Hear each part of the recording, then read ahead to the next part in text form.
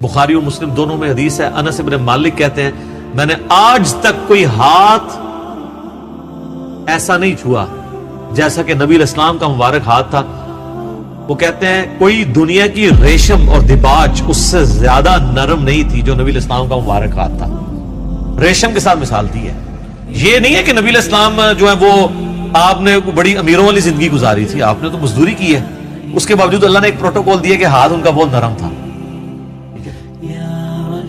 اسی بخاری مسلم کی حدیث میں آتا ہے کہ میں نے آج تک کوئی مشک اور عنبر کی خوشبو ایسی نہیں سونگھی جو نبی علیہ السلام کے پسینہ مبارک سے اور آپ کے مبارک ہاتھوں سے آتی تھی۔ مسلم شریف میں حدیث ہے، ایک صحابی کہتے ہیں میں چھوٹی عمر کا تھا تو حضور نے ایک دفعہ میرے اپنا ہاتھ مبارک میرے سر پہ پھیرا، تو کہتے ہیں مجھے لگتا ہے کہ آپ علیہ السلام نے ہاتھ مبارک کسی عطر دان سے نکال کے میرے سر پہ پھیرا، اتنا خوشبودار تھا۔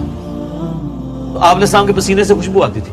بخاری مسلم دونوں میں حدیث ہے کہ ام سلیم کہتی ہیں کہ نبی علیہ السلام ایک دفعہ سوئے ہوئے تھے تو آپ کو سوتی ہوئی حالت میں بہت پسینہ آتا تھا، تو ایک کھلے برتن کے وہ لے کے آئیں، ایک کھلا برتن، اور نبی اسلام کے مبارک پسینے کو انہوں نے جمع کیا۔ حضور کی آنکھ کھل گئی، آپ فرمائے یہ کیا؟ ان کا جی اس طرح آپ کا پسینہ انتہائی خوشبودار ہے، ہم اس کو خوشبو کے طور پہ اپنی خوشبو میں ملا کے استعمال کرتے ہیں، اپنی خوشبو میں بھی خوشبو کرنے کے لیے۔ اور مسلم شریف کی ایک حدیث میں ہے کہ ایک عورت آئی کہ میری بچی کی شادی ہے تو میں آپ کا پسینہ لینے کے لیے آئی، ٹھیک ہے، خوشبو کے طور پہ۔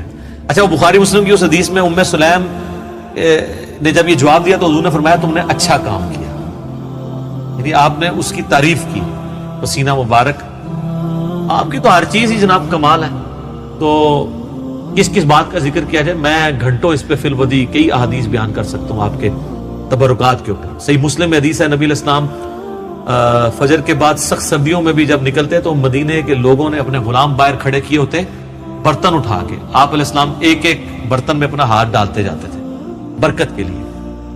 بخاری مسلم میں کتنی حدیثیں ہیں کہ نبی علیہ السلام وضو کر کے جب فارغ ہوتے تھے تو صحابہ کرام آپ کے وضو کا پانی اپنے چہرے پہ ملتے تھے، وہ ایک تشت میں آپ کو وضو کروایا جاتا تھا نا ایک برتن کے اندر، اس سے، اور جس کو نہیں ملتا تھا وہ دوسرے سے لے کے مال لیتا تھا برکت کے لیے۔ ظاہر ہے وہ تو برکت ہی ہے، یہ تو چھوڑ دیں تھوک مبارک کی کیا برکت ہے۔ بخاری مسلم دونوں میں حضرت علی کو عشوب چشم تھا غزوہ خیبر کے موقع پر، حضور نے جب بلایا تو ان کی تو آنکھیں بھی نہیں کھل رہی تھی، آپ نے مبارک لعاب لگایا تو شفا ہوگی۔ عشوب چشم ایک وائرل ڈیزیز ہے سر، میں اس کو بھگت رہا ہوں، 2016 میں ہوئی تھی، آج 2020 ہو گئے، میری آنکھیں دوبارہ ریکور نہیں اس طرح ہو سکی، تو ایک لمحے میں جناب عشوب چشم ختم ہو جائے، کیا ہی بات ہے۔ پھر آپ نے مبارک ہاتھوں سے زیرہ باندھ کے تو خیبر کے لیے روانہ کیا، آپ کی مبارک تھوک کی برکت۔ اس طرح بخاری مسلم میں کئی احادیث ہیں کہ آپ نے اپنا لعاب دہن کسی کنویں میں ڈالا ہے، پانی اوپر آ گیا، کھانے میں ڈالا ہے، کھانا 10 بندوں کا تھا 300 بندوں نے کھا لیا ہے اور اتنے کا اتنا ہے، کام ہی نہیں ہو رہا، تھوک مبارک کی برکت، ہاتھ مبارک کی برکت۔ بخاری مسلم میں آتا ہے کہ صلح حدیبیہ کے موقع پر سارے لوگوں سے پانی تھوڑا تھوڑا جمع کر کے ایک کٹورا جمع ہوا، نبی علیہ السلام نے اپنا ہاتھ اس میں رکھا، اس میں سے پانی کے چشمے نکلے، 1500 صحابہ نے، جابر بن عبداللہ کہتے ہیں، وضو کیا، پانی پیا، جانوروں کو پلا لیا اور اپنے مشکیزیں بھی بھر لی۔ تو تابعی کہتے ہیں کہ وہ پانی کتنا تھا؟ انہوں نے کہا وہ دیکھنے کو تو ایک کٹورا تھا لیکن حضور کی انگلیوں سے جو چشمے نکل رہے تھے نا وہ پانی اتنا زیادہ تھا کہ 1,00,000 بھی ہم ہوتے نا وہ پانی 1,00,000 کو بھی کفایت کرتا تھا۔ تو آپ کے مبارک ہاتھوں کی برکت تھی۔ صحیح بخاری میں آتا ہے ایک صحابی کی پنڈلی ٹوٹ گئی، نبی علیہ السلام فرمایا ٹانگ سیدھی کر، اپنا ہاتھ پھیرا، وہ کہتے ہیں اللہ کی قسم اس طرح ہوگی کبھی ٹوٹی نہیں تھی۔ حالانکہ سر پنڈلی ٹوٹ جائے نا اس کا کیورنگ پیریڈ 6 سے 8 ہفتے ہے اور سالوں اس کی احتیاط چلتی ہے، آپ دوبارہ نہیں وہ باندھ سکتے۔ اور صحابی کہتے ہیں مجھے یاد بھی نہیں ٹوٹی تھی، معجزہ۔ بخاری مسلم میں آتا ہے کہ ایک شخص نے جمعے کے خطبے کے دوران کہا یا رسول اللہ مویشی علاقوں کے دعا کریں بارش کے لیے، دعا کی، اسی ٹائم بارش شروع ہوئی، اگلے جمعے تک جاری تھی۔ اگلے جمعے وہی بندہ کھڑا ہو گیا کہ ہمارے گھر جو ہیں وہ اب پانی ان میں ٹپکنے لگا، آپ بس یہ دعا کریں کہ زمینوں پہ سائڈ پہ ہو، گھروں پہ نہ ہو۔ تو بخاری مسلم کے الفاظ ہیں، آپ نے یہ انگلی سے بادلوں کو اشارے کیے۔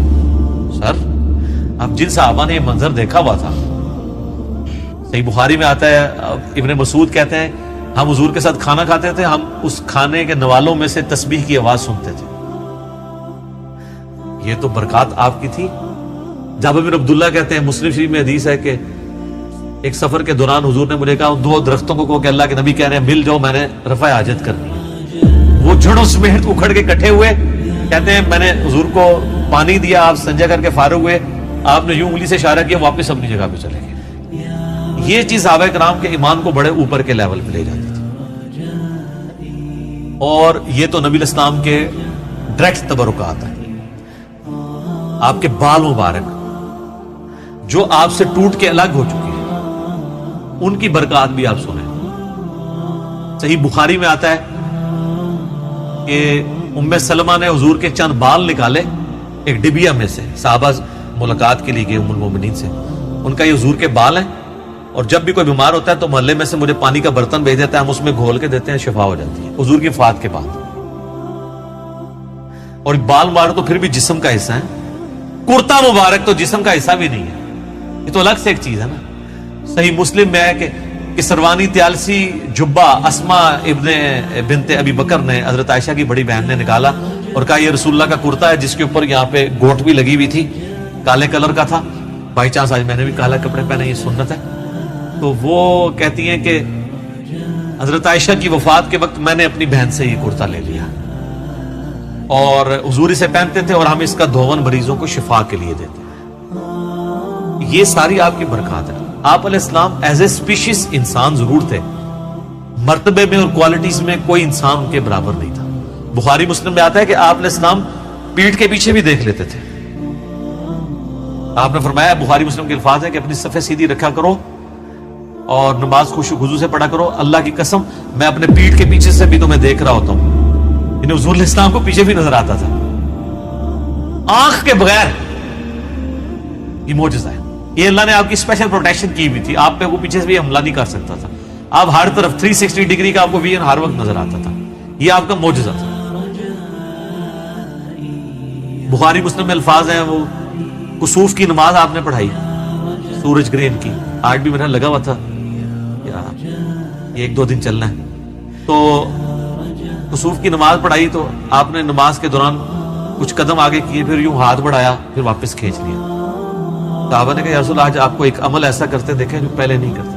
آپ فرمایا کہ میں نے جب نگاہ اٹھائی تو میں نے جنت دیکھ لی, جنت 7 آسمانوں کے اوپر, اور اس میں میں نے انگوروں کا ایک گوشہ دیکھا. میں نے ارادہ کیا تمہارے لیے توڑ لوں, پھر تم کھاتے ہی رہتے, کیونکہ جنت کو فنا نہیں ہے. وہ اگر گوشہ نیچے آ جاتا نا, اسی بھی کھا رہے ہوں گے. جی, جنت کو موت نہیں ہے. جنت میں آپ جب کھائیں گے, کھا کے فارغ ہوں گے, پھر وہاں ایک گوشہ اور لگ جائے گا. جنت کو چھوڑ دیں. بخاری مسلم میں آتا ہے حضرت ابو ہریرہ کو حضور نے وہ ایک تھیلی میں کھجوریں دی تھی, پوری زندگی کھاتے رہتے تھے. وہ ایک دفعہ ان سے پھر الٹ گئی تو اس کے بعد وہ ہوا, جب تک وہ کھاتے رہے. ٹھیک ہے, تو آپ علیہ السلام اب آپ دیکھیں کہ نگاہ کہاں پہنچی ہے, جنت میں. ہاتھ بھی پہنچ رہے ہیں. یہ جو لوگ بعض اوقات گستاخی کرتے ہوئے کہتے ہیں نبی کے بھی 2 ہاتھ, ہمارے بھی 2 ہاتھ, اس طریقے سے کبھی بھی کسی صحابی نے توحید نہیں بیان کی ہے. یہ نان سینس اپروچ ہے. آپ ایک بات طریقے سے بیان کریں جو حدیث میں آئی ہے کہ میں بھی ایک انسان ہوں, اللہ کا قاصد قریب ہے, میرے پاس آئے موت کا فرشتہ اور میں بھی چلا جاؤں, جو غدیر خم کے شروع میں آتی ہے. اس طریقے سیدہ صاحب کی حدیثیں جو بخاری مسلم میں آتی ہیں, میں بھی ایک انسان ہوں, جس طرح تم بھولتے ہو میں بھی بھول جاتا ہوں. اب یہ الفاظ استعمال کریں. باقی آپ علیہ السلام کی جو کوالٹیز اللہ نے آپ کو دی ہیں وہ اتنی ایکسٹرا آرڈنری ہیں. آپ کی ایک ایک چیز کو اگر کنسیڈر کیا جائے نا تو اس پہ گھنٹوں بولا جاتا ہے.